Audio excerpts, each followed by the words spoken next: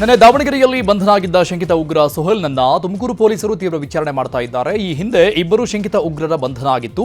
ತುಮಕೂರು ಮೂಲದ ಅಲ್ಲಾ ಭಕ್ಷ್ ಹಾಗೂ ದಾವಣಗೆರೆಯ ಜಮೀರ್ ಖಾನ್ ನನ್ನ ಬಂಧನ ಮಾಡಿದ್ದ ತುಮಕೂರು ಪೊಲೀಸರು ತೀವ್ರ ವಿಚಾರಣೆ ಮಾಡಿದ್ರು.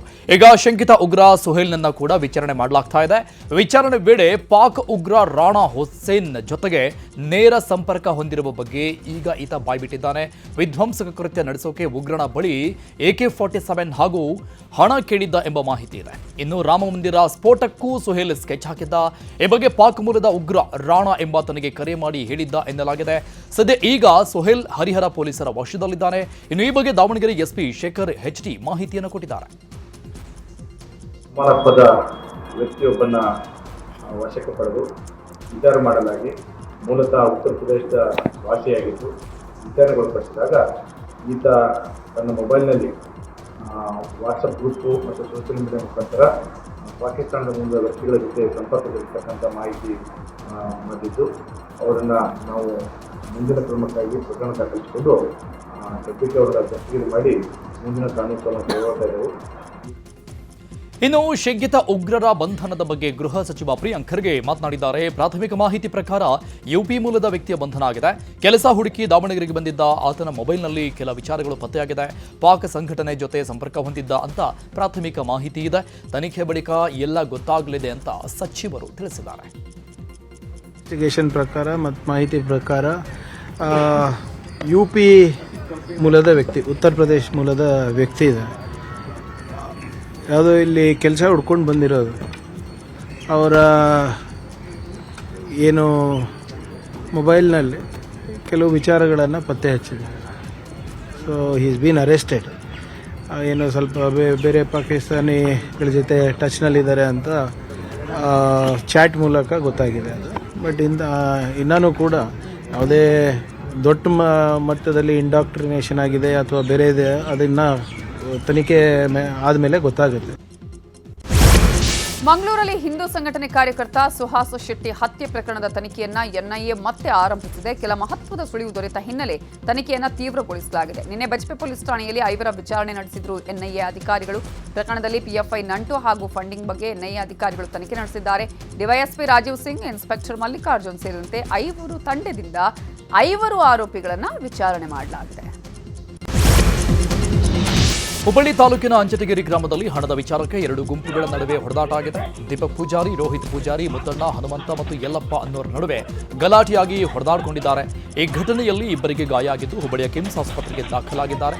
ಹೊಡೆದಾಡುವ ದೃಶ್ಯ CCTVಯಲ್ಲಿ ಸೆರೆಯಾಗಿದೆ. ಕರೆಂಟ್ ಕಟ್ ಮಾಡಿದ್ದಕ್ಕೆ ಜೆಸ್ಕಾಂ ಕಚೇರಿಗೆ ವ್ಯಕ್ತಿಯೊಬ್ಬ ಬೆಂಕಿ ಹಚ್ಚಿದ್ದಾನೆ. ರಾಯಚೂರು ಜಿಲ್ಲೆಯ ಸಿರವಾರ ತಾಲೂಕು ಉಪವಿಭಾಗದ ಮಲ್ಲಟ ಶಾಖೆಗೆ ಶಿವಪ್ಪ ಎಂಬಾತ ಬೆಂಕಿ ಇಟ್ಟಿದ್ದಾನೆ. ಕಚೇರಿಯಲ್ಲಿದ್ದ ಕಂಪ್ಯೂಟರ್, ಟೇಬಲ್ಗಳು, ಫೈಲ್ ಎಲ್ಲ ಸುಟ್ಟು ಹೋಗಿದೆ. 11,983 ರೂಪಾಯಿ ಬಿಲ್ ಪಾವತಿ ಬಾಕಿ ಇದ್ದಿದ್ದರಿಂದ ವಿದ್ಯುತ್ ಸರಬರಾಜನ್ನು ಕಡಿತ ಮಾಡಲಾಗಿತ್ತು. ಇದರಿಂದ ಸಿಟ್ಟಾದ ವ್ಯಕ್ತಿ ಲೈನ್ಮನ್ಗೆ ಚಪ್ಪಲಿಯಿಂದ ಹಲ್ಲೆ ಮಾಡಿ ಕಚೇರಿಗೆ ಬೆಂಕಿ ಹಚ್ಚಿದ್ದಾನೆ.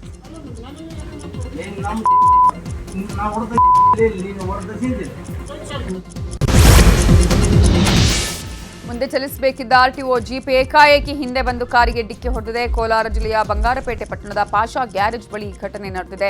KGF RTOಗೆ ಸೇರಿದ ಬೊಲೆರೋದಿಂದ ಈ ಅಪಘಾತ ನಡೆದಿದೆ. ಹಿಂಬದಿ ಕಾರಿಗೆ ಡಿಕ್ಕಿ ಹೊಡೆದ ಬಳಿಕ ಕಾರ್ ಡ್ರೈವರ್ಗೆ RTO ಅಧಿಕಾರಿ ಆವಾಜ್ ಹಾಕಿದ್ರು. ಸೋಷಿಯಲ್ ಮೀಡಿಯಾದಲ್ಲಿ ವಿಡಿಯೋ ವೈರಲ್ ಆದ ಬಳಿಕ ಕಾರು ರೆಡಿ ಮಾಡಿಕೊಡುವ ಭರವಸೆ ಕೊಟ್ಟಿದ್ದಾರೆ. JDS ವಿರುದ್ಧ ಮತ್ತೆ ಪೋಸ್ಟರ್ ವಾರ್ ಆರಂಭಿಸಿದೆ ಕಾಂಗ್ರೆಸ್. ಬೆಂಗಳೂರಿನ ಕುಂಬಳಗೂಡು ಫ್ಲೈ ಓವರ್ ಬಳಿ JDS ವಿರುದ್ಧ ಪೋಸ್ಟರ್ಗಳನ್ನು ಹಾಕಲಾಗಿದೆ. ಹಲಗೆ, ವಡೇರಹಳ್ಳಿ, ಕೇತಗಾನಹಳ್ಳಿ ಭೂ ಹಗರಣದಲ್ಲಿ HDK ಜೈಲಿಗೆ ಹೋಗ್ತಾರೆ ಅಂತ ಕಾಂಗ್ರೆಸ್ ಕಾರ್ಯಕರ್ತರು ಪೋಸ್ಟರ್ ಹಾಕಿದ್ದಾರೆ. ಪಂಚಾಯಿತಿಯಿಂದ ಪರಿಷತ್ ಚುನಾವಣೆವರೆಗೂ ಹಣ ಪಡೆಯುವ ಬ್ರದರ್ HDK ಅಂತ ಪೋಸ್ಟರ್ನಲ್ಲಿ ಬರೆಯಲಾಗಿದೆ. ಇನ್ನು ಪೋಸ್ಟರ್ ವಿಚಾರವಾಗಿ ನಾನು SPಗೆ ದೂರು ನೀಡುತ್ತೇನೆ ಅಂತ ಮಾಜಿ ಶಾಸಕ A ಮಂಜು ಹೇಳಿದ್ದಾರೆ. ನಾವು ಅಂಟಿಸುತ್ತೇವೆ, ನಮ್ಮನ್ನ ಯಾವ ಜೈಲಿಗೆ ಹಾಕ್ತೀರಿ ಹಾಕಿ. ಏನ್ ನಡೀತಾ ಇದೆ ಇಲ್ಲಿ? ಏನ್ ತುಘಲಕ್ ದರ್ಬಾರ? ನಿನ್ನ ಶಿಷ್ಯರಿಗೆ ಎಣ್ಣೆ ಕೊಡಿಸಿ ಪೋಸ್ಟರ್ ಅಂಟಿಸ್ತೀಯ? ವಾ ರಾಜಕುಮಾರ, ಭೈರಮಂಗಲ ಗ್ರಾಮಕ್ಕೆ ಅಂತ CM DK ಶಿವಕುಮಾರ್ ವಿರುದ್ಧ ಗುಡುಗಿದ್ದಾರೆ. ಬಿಡದಿ ಟೌನ್ಶಿಪ್ ಯೋಜನೆಗೆ ಪರ ವಿರೋಧ ವ್ಯಕ್ತವಾಗಿದೆ. ಇದೇ ವಿಚಾರವಾಗಿ ಮಾಜಿ ಶಾಸಕ ಎ ಮಂಜು ಸುದ್ದಿಗೋಷ್ಠಿ ನಡೆಸಿ ಸರ್ಕಾರದ ವಿರುದ್ಧ ಕಿಡಿಕಾರಿದ್ದಾರೆ. ಚರ್ಚೆಗೆ ಬನ್ನಿ ಅಂತ ಸಿಎಂ ಡಿಕೆಶಿ ಅವರು ನಮ್ಮ ನಾಯಕರಿಗೆ ಪತ್ರ ಬರೆದಿದ್ದಾರೆ. ಜೂನ್ 27ಕ್ಕೆ ಬೈರಮಂಗಲಕ್ಕೆ ಬನ್ನಿ, ಕುಮಾರಣ್ಣನ ನಾವು ಕರೆಸ್ತೇವೆ, ಜಮೀನು ಕೊಡೋರು ಕೊಡದೆ ಇರೋರ ಜೊತೆಗೂ ಚರ್ಚೆ ನಡೆಯಲಿ, ನಾನು ವೇದಿಕೆ ಸಿದ್ಧಪಡಿಸ್ತೇನೆ ಅಂತ ಕಿಡಿಕಾರಿದ್ದಾರೆ. 6ನೇ ತಾರೀಕು ನಮ್ಮ ಕುಮಾರಣ್ಣವರು ಸ್ವಲ್ಪ ಬ್ಯುಸಿ ಇರೋದ್ರಿಂದ 27ನೇ ತಾರೀಕು ನಾವು ರೆಡಿ ಇದ್ದೇವೆ. ಕುಮಾರಣ್ಣವರು ಆ ಜಾಗಕ್ಕೆ ಬಂದು ಚರ್ಚೆಗೆ ಸಿದ್ಧರಿದ್ದೇವೆ. ನೀವು ವೇದಿಕೆ ಸಿದ್ಧಪಡಿಸಿ, ಯಾವುದೇ ಅಹಿತಕರ ಘಟನೆ ನಡೆದಾಗೆ ನಾವು ಜವಾಬ್ದಾರಿ ತೆಗೆದುಕೊಳ್ತೇವೆ. ಸುಲಲಿತವಾಗಿ ಚರ್ಚೆ ಆಗಲಿ.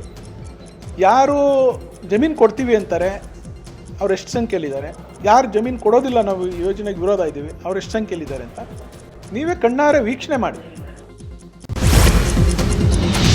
ಬಲಿತ ದಲಿತ ಎಂಬ ಕೇಂದ್ರ ಸಚಿವೆ ಶೋಭಾ ಕರಂದ್ಲಾಜೆ ಹೇಳಿಕೆಗೆ ಸಚಿವ ಪ್ರಿಯಾಂಕ್ ಖರ್ಗೆ ವಾಗ್ದಾಳಿ ನಡೆಸಿದ್ದಾರೆ. ಎಷ್ಟು ಜನ ಬಲಿತರು ಇದ್ದಾರೆ ತೋರಿಸಲಿ ಅವರು. ಇವರ ಮನಸ್ಥಿತಿ ಮುಂಚೆಯಿಂದಲೂ ಹೀಗೇನೆ. ಸೂಟ್ ಹಾಕಿಕೊಂಡು ವಿಧಾನಸೌಧದಲ್ಲಿ ಪ್ರಿಯಾಂಕ್ ಖರ್ಗೆ ಕೂರ್ತಾನೆ ಅಂತ ಕಳೆದ ಚುನಾವಣೆಯಲ್ಲಿ ಅಪಪ್ರಚಾರ ಮಾಡಿದ್ರು.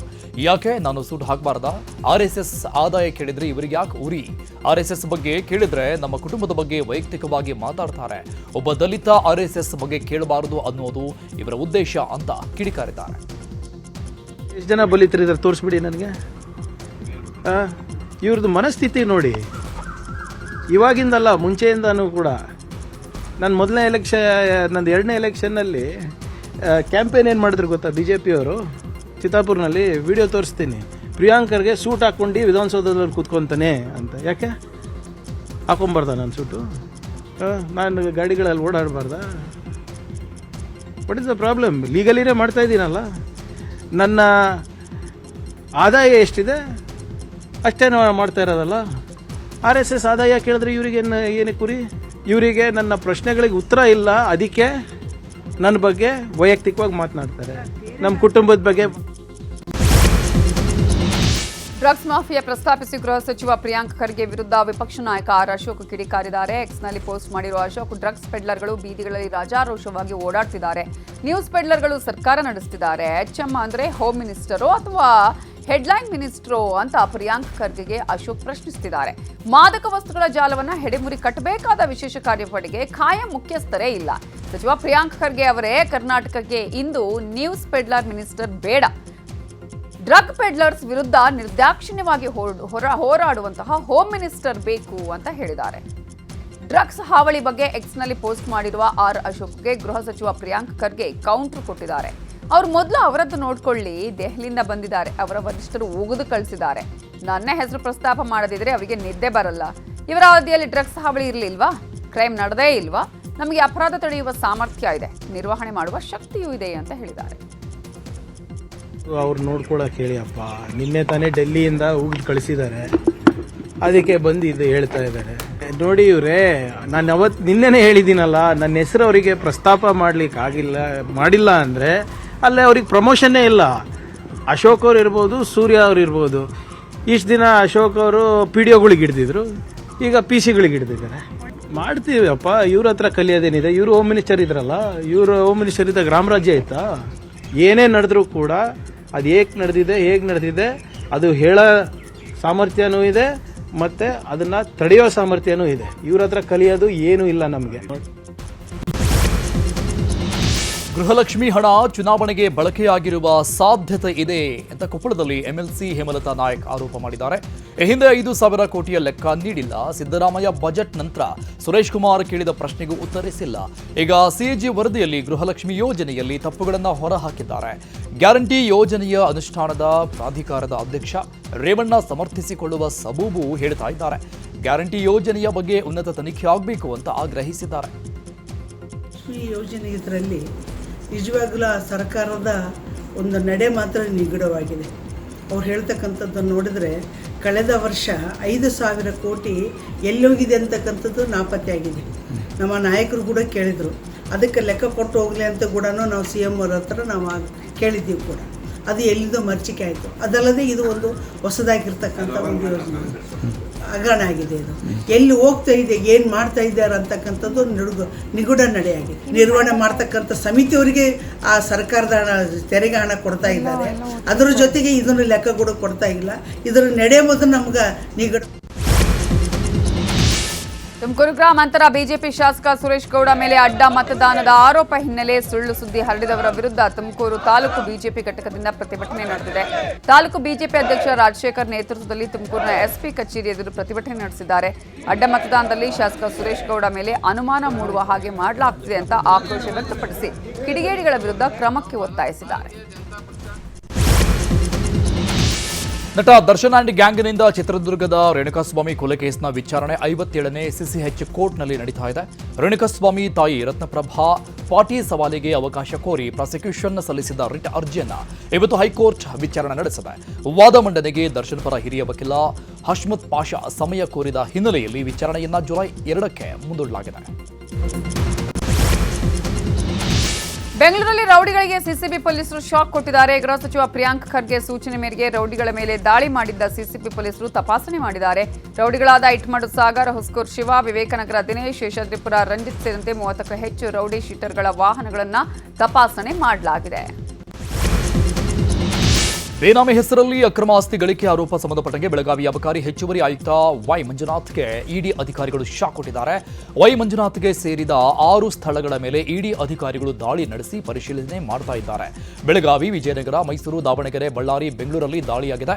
ಬಳ್ಳಾರಿ ಮಾಜಿ ಸಂಸದ ದೇವೇಂದ್ರಪ್ಪ ಪುತ್ರ ಆಗಿರುವ ವೈ ಮಂಜುನಾಥ್ನನ್ನ ವಶಕ್ಕೆ ಪಡೆದುಕೊಂಡಿರುವ ಅಧಿಕಾರಿಗಳು ತೀವ್ರ ವಿಚಾರಣೆ ಮಾಡ್ತಾ ಇದ್ದಾರೆ. ಬೆಂಗಳೂರಿನ ರೇಸ್ಕೋರ್ಸ್ ರಸ್ತೆಯ ಫ್ಲಾಟ್ನಲ್ಲಿ ವಶಕ್ಕೆ ಪಡೆದಿದ್ದಾರೆ. ವಿದೇಶಿ ಅಕ್ರಮ ವ್ಯವಹಾರ ಹಾಗೂ ಹವಾಲಾ ಲಿಂಕ್ ಆರೋಪದಲ್ಲಿ ವೈ ಮಂಜುನಾಥ್ರನ್ನ ತೀವ್ರ ವಿಚಾರಣೆ ಮಾಡಲಾಗ್ತಿದೆ. ಇನ್ನು ಅಬಕಾರಿ ಹೆಚ್ಚುವರಿ ಕಮಿಷನರ್ ವೈ ಮಂಜುನಾಥ್ ಮೇಲೆ ಈ ಹಿಂದೆ ಕೂಡ ಲೋಕಾಯುಕ್ತ ಅಧಿಕಾರಿಗಳು ರೇಡ್ ಮಾಡಿದ್ರು.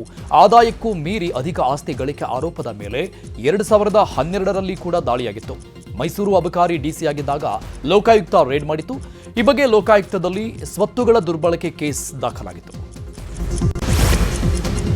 ತುಮಕೂರು ಅಬಕಾರಿ ಎಸ್ಪಿ ಸತೀಶ್ ಕಾಗಲಿ ಮನೆ ಮೇಲೂ ಇಡಿ ದಾಳಿಯಾಗಿದೆ. ವೈ ಮಂಜುನಾಥ್ ಆಪ್ತ ವಲಯದಲ್ಲಿ ಗುರುತಿಸಿಕೊಂಡಿರುವ ಸತೀಶ್ ಕಾಗಲಿ ವಿದೇಶಿಯ ಅಕ್ರಮ ವ್ಯವಹಾರದಲ್ಲಿ ಮಂಜುನಾಥ್ ಜೊತೆಗೆ ಶಾಮೀಲಾಗಿರೋ ಶಂಕೆ ಇದೆ. ಈ ಹಿನ್ನೆಲೆಯಲ್ಲಿ ಬೆಳಗಾವಿಯ ಅಥಣಿಯ ಐನಾಪುರದಲ್ಲಿರೋ ಮನೆ ಹಾಗೂ ಬೆಳಗಾವಿಯ ಶ್ರೀನಗರದಲ್ಲಿರುವ ಮನೆ ಮೇಲೆ ದಾಳಿ ನಡೆದಿದ್ದು ದಾಖಲೆಗಳ ಪರಿಶೀಲನೆ ಮಾಡಲಾಗುತ್ತಿದೆ.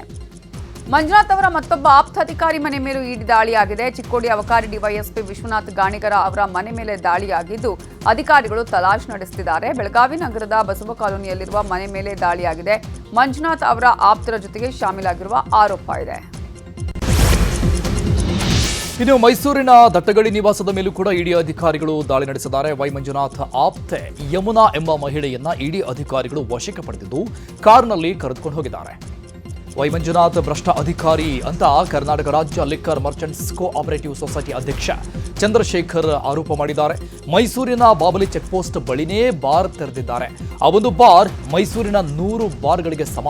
ಹೈಕೋರ್ಟ್ ಸ್ಟೇ ತಂದು ಅದನ್ನ ಸ್ಟಾಪ್ ಮಾಡಿದ್ರು. ಪ್ರಭಾವ ಬಳಸಿ ಪುನಃ ಆರಂಭ ಮಾಡಿದ್ದಾರೆ.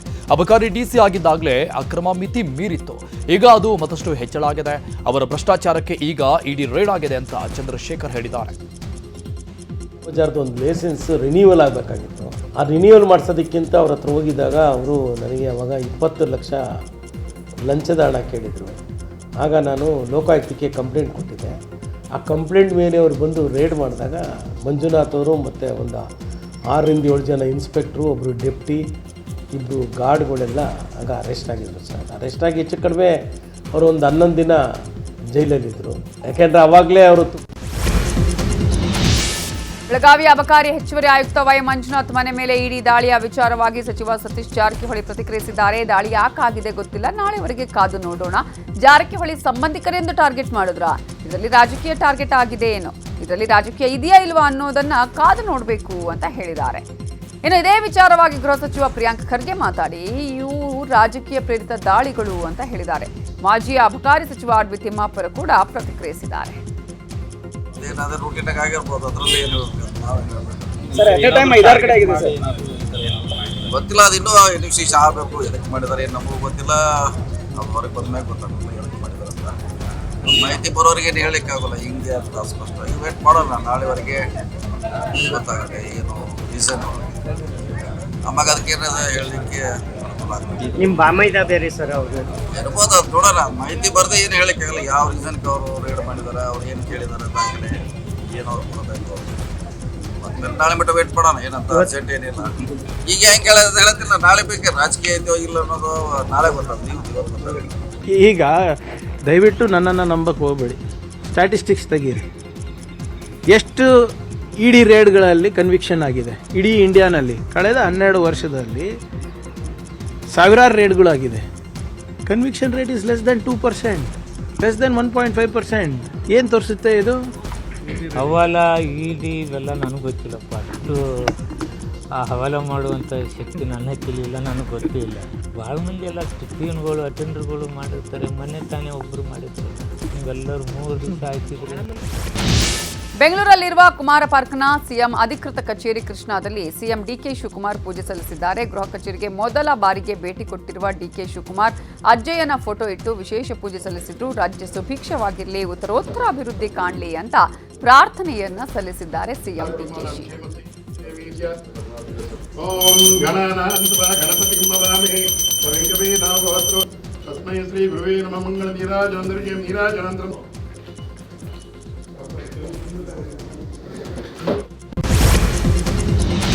ಚಿಕ್ಕಬಳ್ಳಾಪುರದಲ್ಲಿ ಪಿಂಚಣಿ ರೇಷನ್ ಅಕ್ಕಿ ಸಿಗದೆ ವೃದ್ಧ ಮಹಿಳೆಯರು ಪರದಾಡ್ತಿದ್ದಾರೆ. ಚಿಕ್ಕಬಳ್ಳಾಪುರ ತಾಲೂಕಿನ ನವಿಲುಗರಿ ಗ್ರಾಮದ ನಿವಾಸಿಗಳು ಕಳೆದ 6 ತಿಂಗಳಿಂದ ಪಿಂಚಣಿ ಸಿಗದೆ ಕಚೇರಿಗೆ ಅಲೆದಾಡ್ತಾ ಇದ್ದಾರೆ. ವೃದ್ಧೆ ನರಸಮ್ಮ ಹಾಗೂ ಚಿಕ್ಕ ಗಂಗಮ್ಮ ತಾಲೂಕು ಕಚೇರಿಗೆ ಅಲೆದಾಡ್ತಾ ಇದ್ದಾರೆ. ಅಧಿಕಾರಿಗಳು ಶಾಸಕರ ಗಮನಕ್ಕೆ ತಂದರೂ ಇದುವರೆಗೂ ಪರಿಹಾರ ಸಿಕ್ಕಿಲ್ಲ ಅಂತ ಆಕ್ರೋಶ ವ್ಯಕ್ತಪಡಿಸಿದ್ದಾರೆ.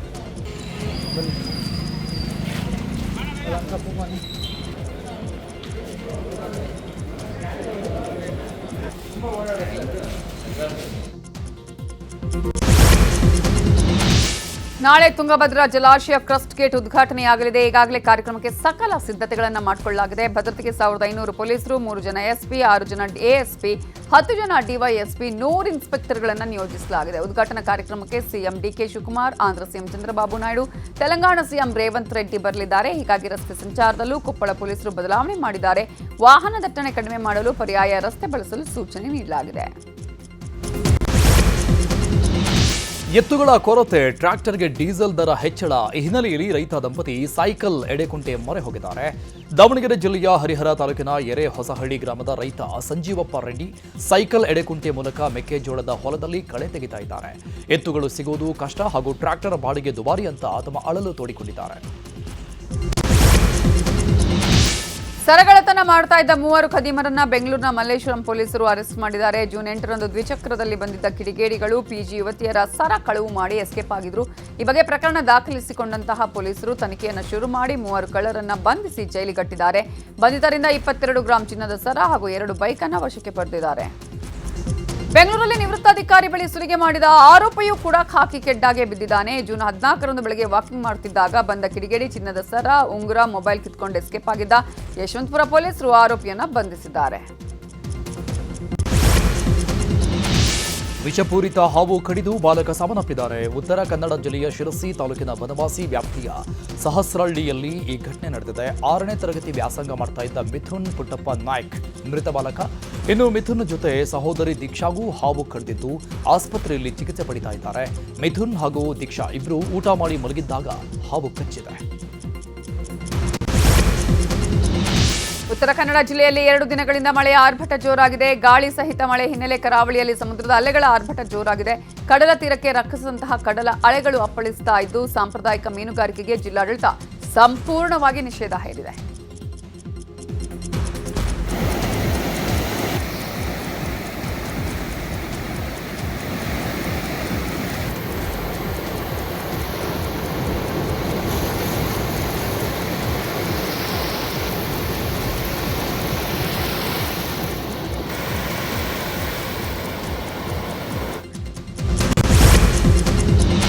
ಭಾರೀ ಮಳೆಗೆ ಮಹಾರಾಷ್ಟ್ರದ ಮುಂಬೈ ನಗರ ತತ್ತರಿಸಿ ಹೋಗಿದೆ. ರಸ್ತೆಗಳು ಜಲಾವೃತ ಆಗಿ ವಾಹನ ಸವಾರರು ಪರದಾಡ್ತಾ ಇದ್ದಾರೆ. ಮುಂಬೈ ನಗರ ಹಾಗೂ ಉಪನಗರಗಳಲ್ಲಿ ಧಾರಾಕಾರ ಮಳೆ ಆಗುವ ಸಾಧ್ಯತೆ ಇದೆ ಅಂತ ಹವಾಮಾನ ಇಲಾಖೆ ಎಚ್ಚರಿಸಿದೆ.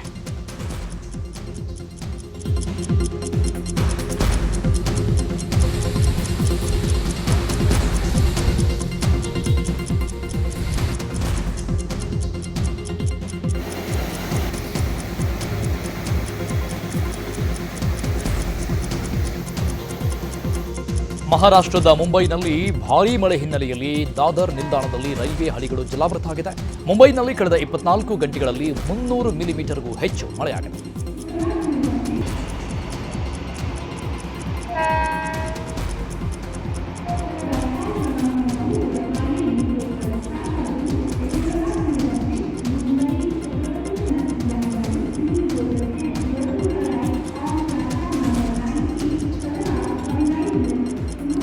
ಮಹಾರಾಷ್ಟ್ರದ ಮುಂಬೈನಲ್ಲಿ ಭಾರೀ ಮಳೆಗೆ ರಸ್ತೆ ಬದಿಯ ತಡೆಗೋಡೆ ಕುಸಿದು ಬಿದ್ದಿದೆ. ವಿಕ್ರೋಲಿ ಪಶ್ಚಿಮ ಪ್ರದೇಶದಲ್ಲಿ ಘಟನೆ ನಡೆದಿದೆ. ನಿನ್ನೆ ರಾತ್ರಿ ವಸತಿ ಕಟ್ಟಡವೊಂದರ ಪಕ್ಕದಲ್ಲಿದ್ದ ತಡೆಗೋಡೆ ಕುಸಿದು ಬಿದ್ದಿದ್ದು ಯಾವುದೇ ಜೀವಹಾನಿಯಾಗಿಲ್ಲ.